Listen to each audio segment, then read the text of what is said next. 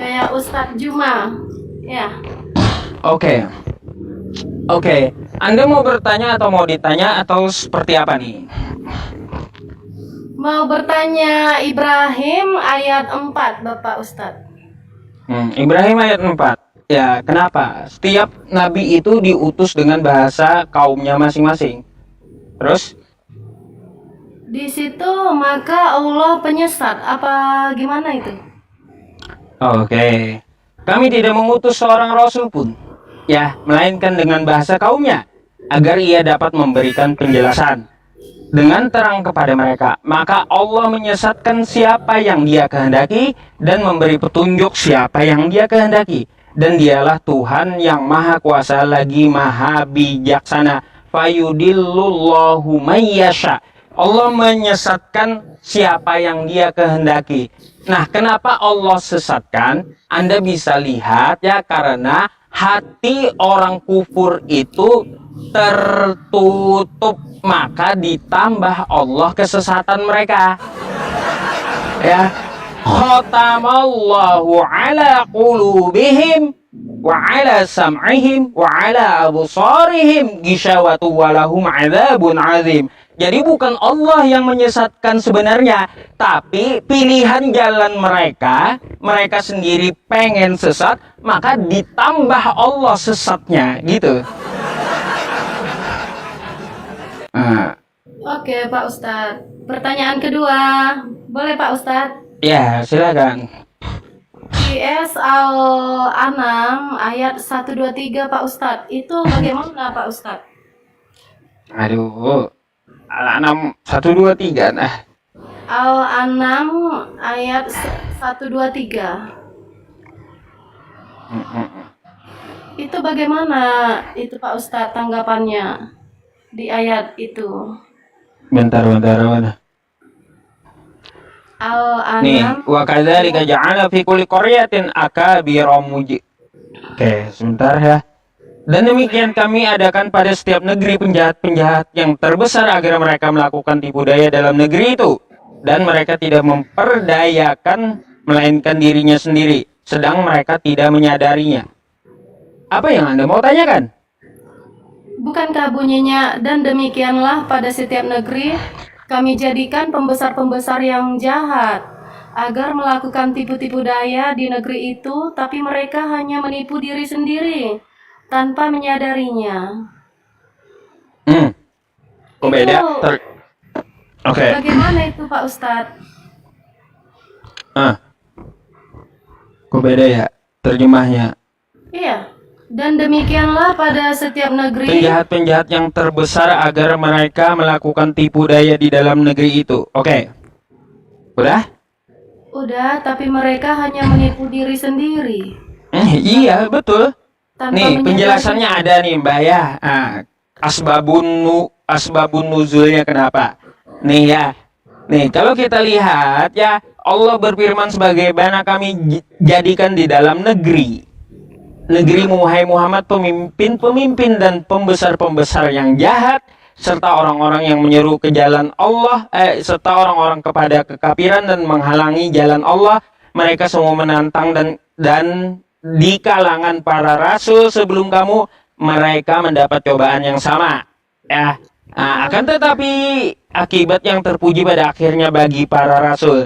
Perihal yang sama dengan apa yang disebutkan oleh firman-Nya, wa kadzalika ja'alna likulli nabiyyin aduwwam. Nih, dan seperti itulah kami telah bagikan tiap-tiap nabi musuh orang-orang yang berdosa. Terus ada apa, Mbak? Memang. Jadi kalau ada dijadikan ya pembesar yang congkak, sombong gitu, diutus nabi gitu.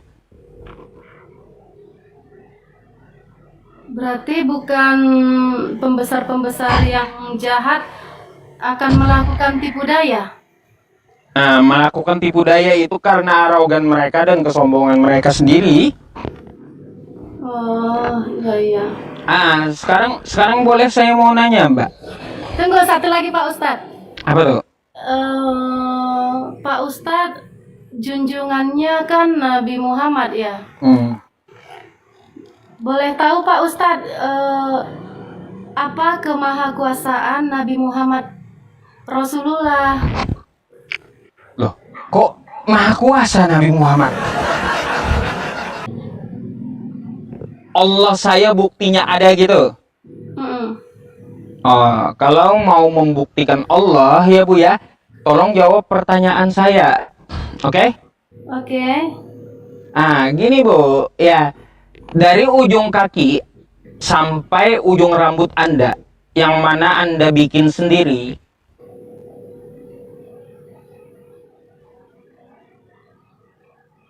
Bikin sendiri? ya, yang mana Anda bikin sendiri? Nggak ada. Nggak ada. Terus siapa yang bikin? Nggak ada juga. Di dalam rahim ibu Anda dibentuk. Waktu Tuhan menciptakan mata Anda, Tuhannya kelihatan nggak? Tidak. Enggak kan? Tidak. Enggak kan? Alih-alih Yesus ya di dalam rahim, Tuhan itu nggak kelihatan gitu.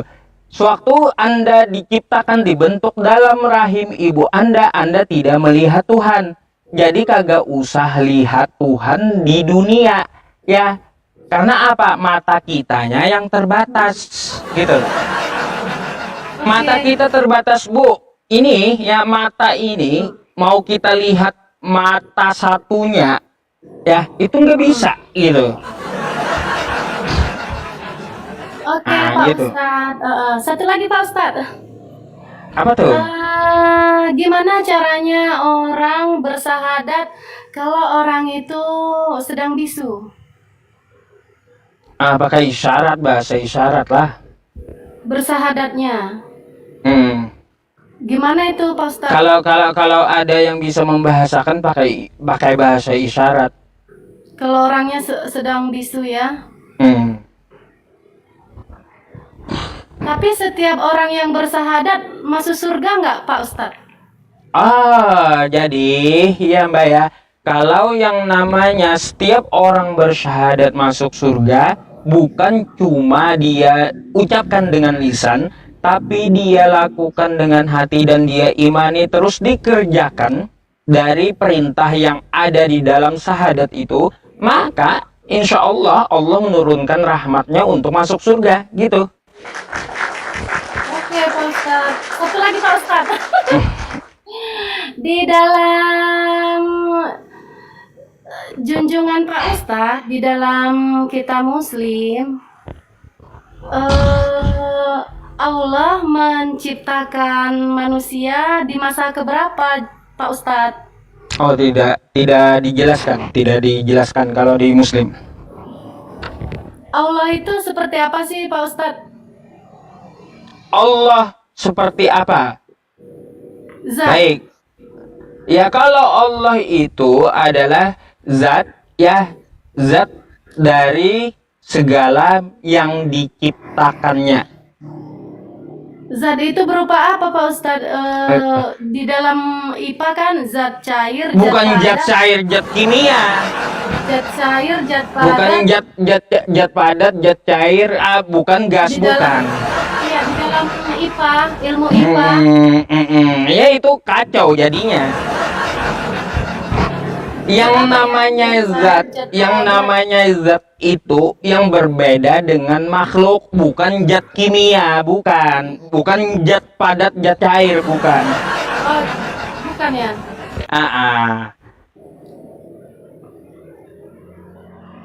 Pak Ustadz mau bertanya? Ya, mana perintah Yesus ke gereja? Kalau Yesus itu kan artinya Yesua, Kristus. Perintahnya ke gereja di Bible di mana? Kristen itu kan Kristus, jadi kita pengikut Kristus. Jadi tidak mungkin Kristus yang mengikuti kita. Iya. Yang saya cari perintah Yesus ke gereja mana? Gereja itu artinya kita harus ketahui dulu arti gereja itu apa. Ya iya. Ya. Gereja itu tubuh Kristus. Ah, tubuh Kristus, iya, perintah untuk menuju gereja, ibadah di gereja, itu mana dari Yesus? Kalau itu saya kurang paham Pak Ustadz. Pak Ustadz bisa traveling ke rohanian, ke Vatikan, ke Roma, atau ke Yerusalem, Israel gitu? Gini, tidak ada perintah Yesus untuk ke gereja, Mbak. Oh, begitu. Mana ada? Anda Kristen kan? Ya, tapi Kristen itu artinya Kristus. Kalaunya tidak ada perintah dari Yesus, kenapa Anda ke gereja? Kenapa? Anda ini pengikut siapa? Ikut Yesus atau ikut Kristus. orang? Pengikut Kalau Kristus. ikut Yesus, mana perintah Yesus untuk ke gereja? Kristus tidak meminta kita untuk ke gereja. Kita yang mengikut Kristus. Waduh.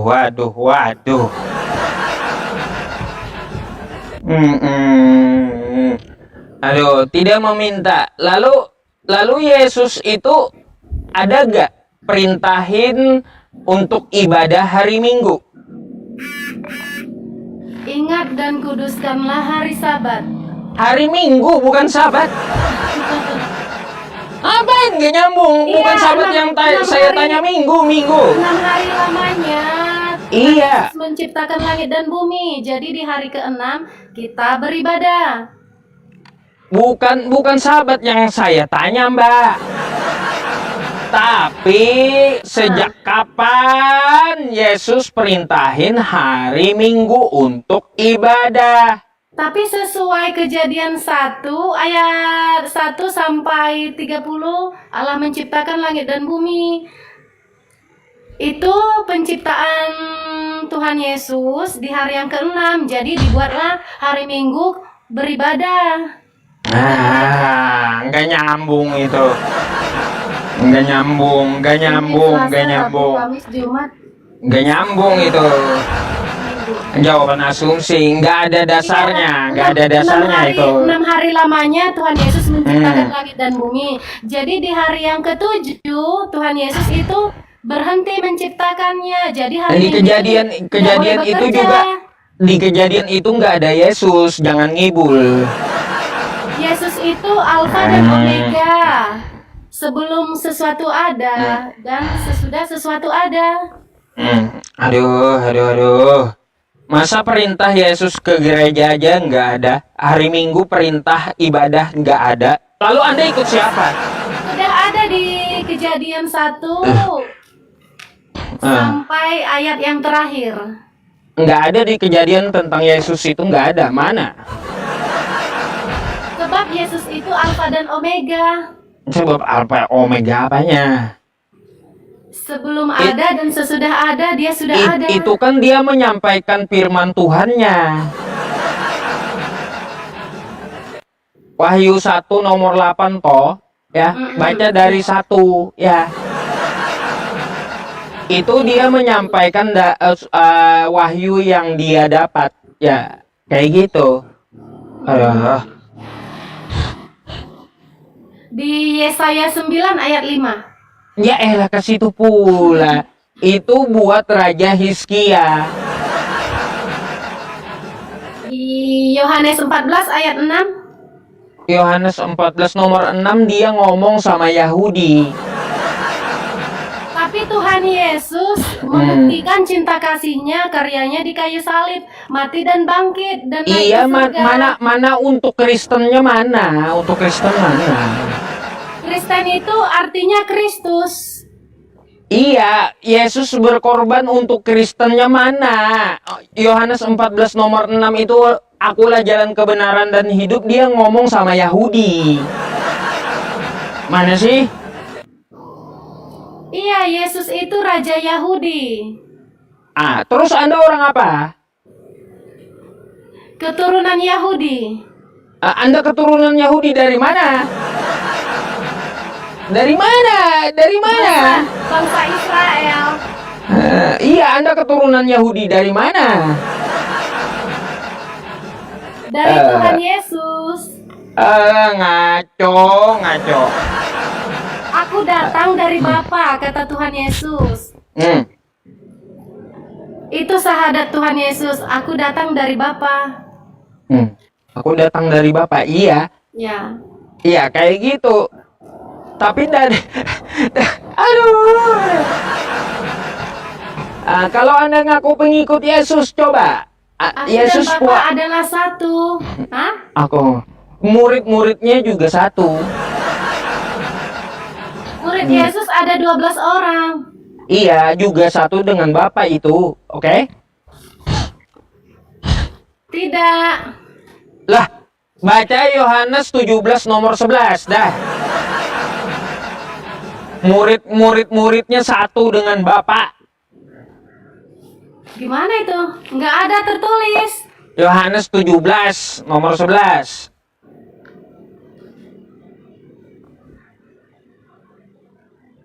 Tapi tidak ada tertulis, Pak Ustadz. Ya elah, baca dulu. Kenapa?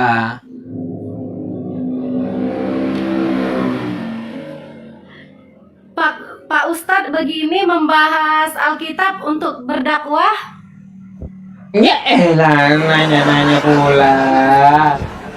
Mbak, dakwah itu banyak metodologinya. Ya, beda-beda setiap orang. Aku tidak ada lagi di dalam dunia. Judulnya doa Yesus untuk murid-muridnya. Aku tidak ada lagi di dalam dunia, tetapi mereka masih ada di dalam dunia. Dan aku datang kepadamu ya Bapa yang kudus. Jagalah mereka dalam namamu, yaitu namamu yang telah engkau berikan kepadaku, supaya mereka menjadi satu sama seperti kita. Selama aku bersama murid-murid mereka, menjadi satu sama seperti kita. Aku dan Bapak adalah satu, murid dan Bapak adalah satu, ya. Jadi Tuhan kan juga muridnya, ya. Bukan, itu salah. Nah, bantahlah kitabmu, ya. Bantah aja, silakan bantah kitabmu. Kita harus baca ayat yang sebelumnya. Inilah hidup yang kekal, yaitu bahwa mereka mengenal Engkau, satu-satunya Allah yang benar, Tuhan Yesus Kristus. Ya, dan bukan mengenal tiga. Yesus Kristus yang telah Bukan tiga dalam satu kan, bukan kan? satu pribadi. Iya, satu-satunya, bukan tiga dalam satu, oke? Tuhan Yesus itu satu pribadi sama Bapa. Kata Yesus di Yohanes 17 nomor 3-nya apa? Inilah hidup yang kekal itu. Mereka mengenal Engkau satu-satunya Allah yang benar dan mengenal Yesus Kristus yang telah Engkau utusan. Tapi Tuhan Yesus Kristus itu dikandung dari Roh Kudus. Roh Kudus oleh Bunda pula. Maria. Roh Kudus pula. Roh Kudus datang kepada Bunda Maria. Lalu Bunda Maria hamil dan keesokan harinya Bunda Maria melahirkan tanpa melalui 4 bulanan. 7 bulanan, 9 Anda mau bulanan. bilang Roh Kudus hamili Maria gitu? Bukan. Kayak gimana? Roh Kudus datang ke Maria kayak gimana? Tuhan Yesus turun ke dunia, berinkarnasi, dikandung dari Roh Kudus, dilahirkan oleh Bunda Maria. Tapi Bunda Maria itu di saat Roh Kudus datang keesokan harinya, Bunda Maria dan Tuhan Yesus memperkenalkan segala karya-karyanya. Ada nggak Yesus ngajarin untuk hukum nikah?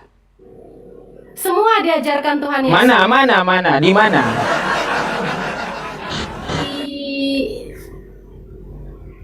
Kalau nggak salah di Matius atau Lukas. Di mana Yesus ngajarin nikah? Ada. Di mana? Ada di Alkitab, tapi saya lupa tuh. Sering dibuat di luar kartu undangan. Setiap orang Kristen ngundang pernikahan selalu itu.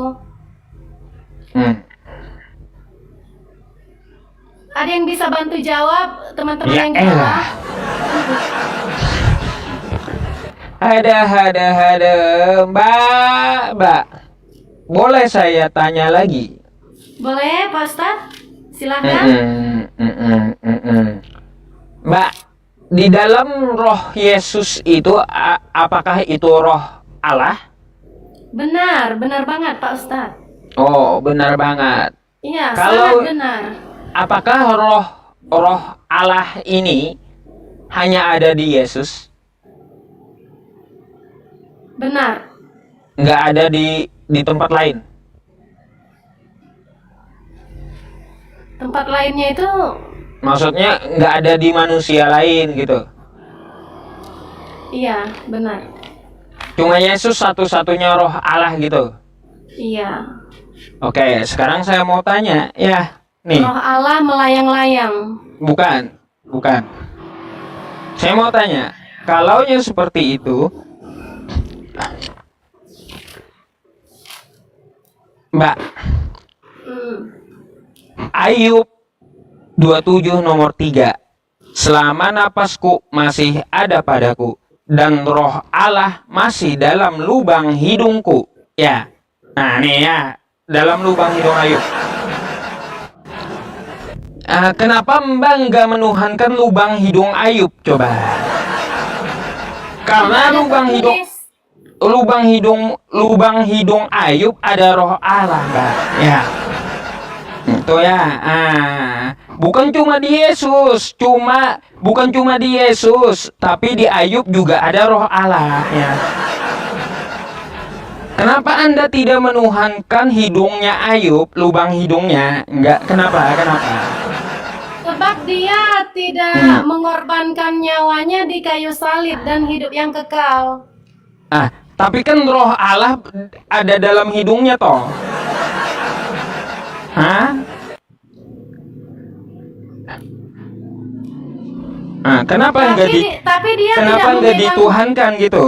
tapi dia tidak memegang kunci kerajaan maut, kunci kerajaan surga. Bukan itu alasannya. Di sini ada roh Allah dalam hidung Ayub. Kenapa Anda tidak menuhankan hidungnya Ayub, lubang hidungnya? Karena tidak ada diajarkan seperti itu. Nah, katanya tadi bila ada roh Allah berarti Tuhan kan, seperti di Yesus. Yesus kan roh Allah. Ternyata roh Allah juga di hidung Ayub. Berarti kalau ada roh Allah di dalam jasad manusia, berarti Tuhan kan gitu. Nah, kalau ada di dalam hidungnya Ayub, berarti ini kenapa kalian nggak sembah gitu lubang hidung Ayub? Ayo. Karena Ayub tidak naik ke surga. Bukan alasannya, masalahnya roh Allah itu ada pada Ayub, ada pada Ayub, Mbak. Itu tidak masalah. Ayo. Di situ tidak ada masalah. Ayub tidak banyak kemahakuasaannya. Ayub tidak mempunyai kemahakuasaan. Waduh. Kalau Tuhan Yesus banyak kemahakuasaannya. Kalaunya ke Yesus disembah, kalau Tuhan ke Yesus, Ayub, hidung kemahakuasaannya Ayub sangat nggak mau disembah oleh Kristen. Hidung Ayub nggak mau disembah, teman-teman, nggak mau dia. Ayub tidak dikandung oleh Roh Kudus. Ayub tidak dikandung oleh Roh Kudus.